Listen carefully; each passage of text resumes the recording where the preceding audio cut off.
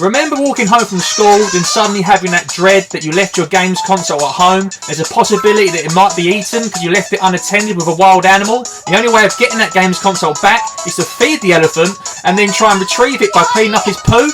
Yeah, well, me neither. Well, welcome to Mum Hid My Game. A game where anything is possible and nothing too far-fetched or extreme might happen or not happen. It's a fairly simple game. It's a point and click puzzler. There are 50 levels. I say it's simple. Some of them do get harder, but it is more of a case of clicking around and experimenting and seeing what might happen. You have to use the things around you and try and work out how you can make the game advance and how you can actually find your game's console. There's not much of a backstory here. Your mum's basically hidden your game's console because you're an annoying little cretin that you are, and you've got to do what you can to uncover and find where your game's console has been hidden by your evil mum. It starts off very easy. It really does ease you into the game. It is a point and click, so guess what? You point and you click. Now, your mum will be hiding around in little locations. If you click on her, you get game over. When you get game over, you start again, but it is real tongue-in-cheek. You can clearly see where your mum is hiding, and you have to be pretty much a full-blown idiot if you do uncover her. Sometimes when you see her, it is fun just to see what happens, and you do find yourself making errors on purpose. There will always be things around the level for you to use and explore. Now, some of these things will be red herrings that will make you get a game over by alerting your mum. However, you have to just try and work out and be cunning and think, what might I need to get my game? Don't let the amount of game overs in this video put you off. When you get a game over, you don't lose any progression whatsoever. Say you get to level 6 and you alert your mum and get a game over, you can just pick it back at level 6. There's infinite lives and there's lots of opportunity to just keep on playing. You don't lose any progression whatsoever. And if you complete a level or want to go back and you got through it a bit too easy, and you want to kind of see what happens if you do make a mistake and alert your mum, then that's fine. You can do that as well and jump back in where you left off. I wouldn't say this is a point and click game you play purely for the challenge of the actual intelligence puzzling element of the game. It's too laid back for that. It's more of a game you play when you're relaxing and just chilling out and playing it more for its comical purpose and value. This game only takes 1 hour to complete in total. It's so easy to pick up and put down. There's no story to it whatsoever. It's more of a game you play on a commute or just to kill some time if you're on a bus or a train. That is the best way to play this game. There really is some great puzzling humour to enjoy here. You can see with this level, it's obvious that you can see the mum behind the tree. There's nothing in the fridge other than an item with a jug and water, so you use it. You see the toilet on the next screen. He's obviously sitting on the game's console. It's so blatantly obvious, but it's just fun. You fill up his jug, you're waiting for him to run off to the toilet, you see it's occupied, then whoop, lo and behold, there it is, we've got the game's console. With the duration of the game being so short and it not really being much of a challenge, the fact that it is so fun and easy to play and is quite comical in a weird sort of dark twisty way, the game is only £4.50 I think at the moment on Nintendo eShop. Yeah, it's been out a while, but for the price, for something that is fun for an hour, if you could throw £4 to £5 at it, I mean, that's what it's holding at the moment. You can't really go wrong with that, so it is good value in my opinion for this game. It really is full of comical nonsense and full of surprises. As soon as you start a level, you can clearly see sometimes where your game's console is. You know you've got to find an item to try and retrieve it. And there is something really satisfying, and as soon as you do get the item, you want to go straight to the next level. I mean, in truth, I did play it in 2 playthroughs. I got through to level 25, I took a break, then later on the same day, I did the next 25 levels. What do I not like about this game? Well, it could be £1 or £2 less. £5 is the maximum I'll pay for it, and it is a little bit short. But what do I love about this game? I mean, look at that. We just put a redundant games console into some weird portal in the lounge, and then some weird demigod just came up and gave us an offering of the correct games console. What the hell is going on here? You really do play this game fully experience of its originality. Its originality in comedy value. That is the main point of this game. And as far as point and clicks go, Generally, it's not really my thing, but this is so easy and fun to get into. There are items laid around to trip you up. If you do click on them, you will get a game over and alert your mum. One of them that you just saw there is the wallet. The wallet pops up, I'd say, in every 3rd or 4th level, and if you do click on the wallet, obviously you're a kid, you can't steal a wallet. For some reason in this level, we've got the Tour de France coming straight through our bedroom or living room or wherever the hell we are. And we know for certain that our games console is in that wardrobe, but all we've got is this little, I don't know what this is, some sort of bottle opener, tool device, and this poster. So you obviously put the two together, work out what you can do with it, and then think how you can get to that wardrobe in some of the most obscure and strange and outlandish ways there are possible. But that is what this game is all about. It is just playing around, see what works, see what doesn't work. Enjoy the cutscene you get when you do get game over, and you just start again, start fresh, and try something else and see if you can get it. And every time in this level, you won't go wrong more than twice. There's normally only 1 or 2, alternate bad endings you can do, and then sometimes you stumble across the right one straight away. Could children play this game? Well, of course they could. Some very young. I mean, all it is point and click. They might stumble across things by accident or get them quicker than you do. I mean, the first sort of 5 to 10 levels are really basic and really easy when you run through, especially the first 5. They take merely a few seconds to work out what you've got to do. It does, as you get further into the game, it does get a bit challenging, and you will find there'll be 2 or 3 over those 50 days where you really are stumped on what to do. Some of the levels designed, although they're not incredibly challenging, as soon as you go into it, it makes it look fun. You can clearly see what to do, and you go to the next screen or you see what's available. There might only be 1 or 2 things to click on, so you know you're going to get it pretty quick.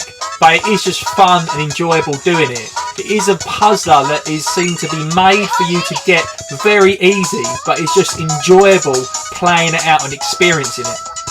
Look into my eyes, not around my eyes, straight into my eyes. Now you're under. Sorry, Gramps, I had to put you asleep there. You was kind of on my game. There are some real bizarre and almost intimate moments in this game. I mean, check out this level. We just finger the hell out of this watermelon until it just explodes.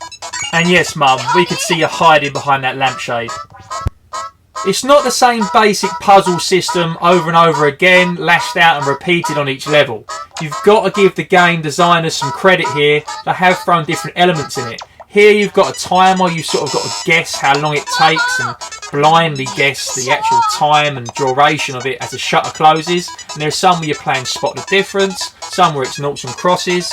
There is a real good variety here. It is basic, yes, but there is variety in content. Watch out for Mummy. She's a peeping Tom. She can see ya. As I said earlier, there will be a moment or 2, probably not 2, but definitely there might be 1 where you're spending a few more minutes than you would do on the level, and you think, do you know what, it keeps saying hint, I'm going to try it out. There's this fun mini game, you have to match up 2 cards, and if you do get them, then it gives you the hint. Which in my opinion is a really nice touch to the game. I think the silent star of the game is the fact that your mum keeps abruptly coming out of nowhere. I mean, look at her here. She's acting like she's Mike Dean.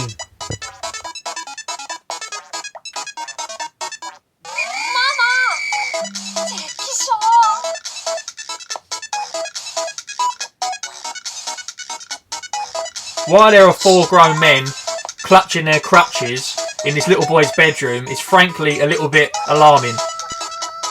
But luckily, due to gaming physics and to the relief of the NSPCC, we can just throw a little fly at them and knock them off their feet like Skittles to a bowling ball. Sometimes in each level, occasionally you'll come across one that's just far too easy, you'll complete it, and then you'll kind of wonder what would happen if you'd done the other option. You're like, surely this wouldn't work, that seems too straightforward. But no, yes it is. There are a few things thrown there just to see if it can catch you out. I mean, why the watermelon's there, I don't know. Why is there a crack in the wall? Who knows, but let's bloody well find out, shall we? Oh, it's Mum! This here is probably one of my favourite levels in the actual game. It's a real dig of society. There are many other little quirky, ingenious, funny things thrown in there. We have edited this video, left out many different levels and not shown you the actual way of completing them, purely because we want you to watch this, and if you do want to buy the game and play it, we don't want you to feel like we've ruined it like a Disney trailer where you've seen everything it has to offer, because really from this video, honestly, you haven't.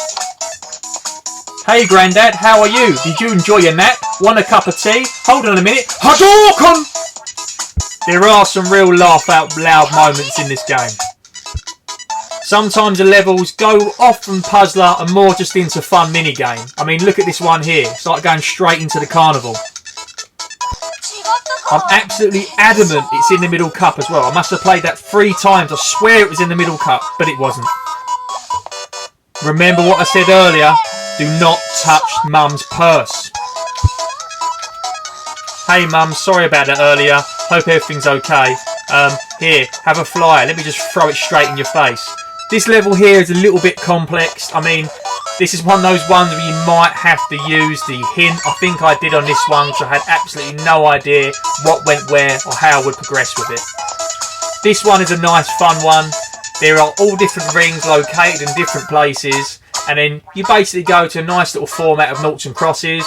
But let's be honest, I mean, once you've got the rings and found where they are, if you're ever been on a school trip, you're gonna know exactly how to play noughts and crosses. Whoever goes first, let's be honest, is probably gonna win. If you haven't played noughts and crosses before and you haven't mastered it, who the hell are you? Where have you been? Living under a rock? This here is also a nice bit of genius added in.